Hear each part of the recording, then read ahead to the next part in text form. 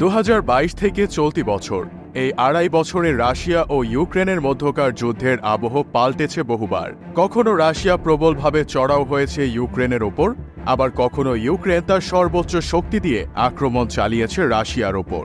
এর মধ্যে আবার দুই পক্ষ এবং তাদের সমর্থক দেশগুলোর মাঝে বাকযুদ্ধও জারি ছিল।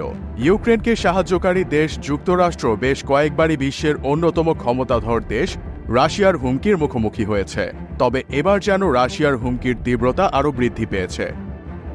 সম্প্রতি যুক্তরাষ্ট্রের রাশিয়ার রাষ্ট্রদূত আনাতোলি আন্তনোভ হুঁশিয়ারি দিয়ে বলেছেন, রুশ সীমান্তবর্তী অঞ্চল কুরস্কে কিয়েভের বাহিনীর অনুপ্রবেশের প্রতিক্রিয়া জানাবে রাশিয়া এবং এই প্রতিক্রিয়াটি বেশ কঠিনই হবে। শুক্রবার রুশ বার্তা সংস্থা তাসের এক প্রতিবেদনে এই তথ্য জানানো হয়।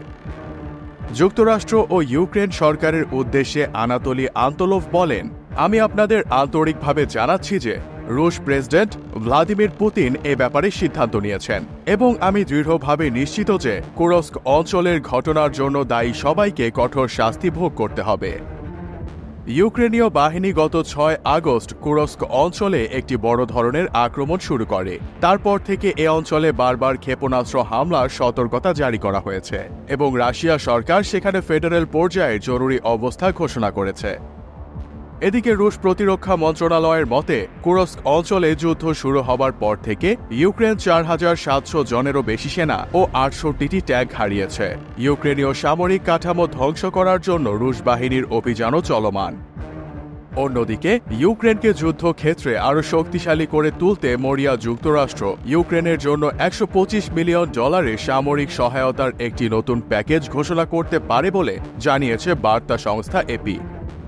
বেনামি সূত্রের বরাত দিয়ে এক প্রতিবেদনে বলা হয়েছে, নতুন এই প্যাকেজের মাধ্যমে বিমান প্রতিরক্ষা ক্ষেপণাস্ত্র, high mobility artillery rocket system, javelin anti tank অস্ত্র, কাউন্টার ড্রোন এবং কাউন্টার ইলেকট্রনিক যুদ্ধ ব্যবস্থা এবং অন্যান্য সরঞ্জাম, এর সঙ্গে 155 মিলিমিটার এবং 105 মিলিমিটার আর্টিলারি শেলও অন্তর্ভুক্ত থাকতে পারে। এর আগে হোয়াইট হাউস স্ট্র্যাটেজিক কমিউনিকেশন বিষয়ক জাতীয় নিরাপত্তা পরিষদের সমন্বয়ক জন কির্বি 15 আগস্ট বলেছিলেন, ওয়াশিংটন আগামী সপ্তাহের মধ্যে ইউক্রেনকে একটি অতিরিক্ত সামরিক সহায়তা প্যাকেজ দেওয়ার পরিকল্পনা করছে। সেই পরিকল্পনারই বাস্তবায়ন হতে যাচ্ছে শীঘ্রই।